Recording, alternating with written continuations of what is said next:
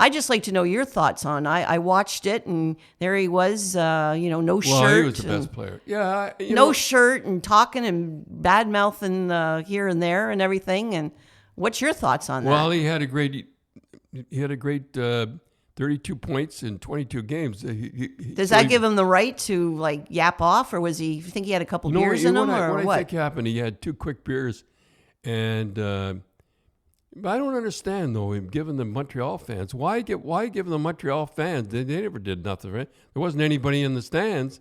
I don't know. Yeah, and what he just was rambling. Well, I guess he was. What's with the no shirt? I mean, I can't believe that management wouldn't say, "Look, semi-presentable." Well, what are they going to do? Jump in and of course. I remember Harold Ballard when he died. I'm jumping off from one thing to another, and Wendell Clark we were in St. Louis, and Wendell Clark had an old ripped shirt. And he was going to come on with a ripped. I guess that's how he played with it. I had a ripped shirt on and everything, and he was going to talk about Harold. I called Wendell aside and I said, "Wendell," I said, "you're talking about Harold, and Harold really liked you." I said, "One of the few guys he really liked was you."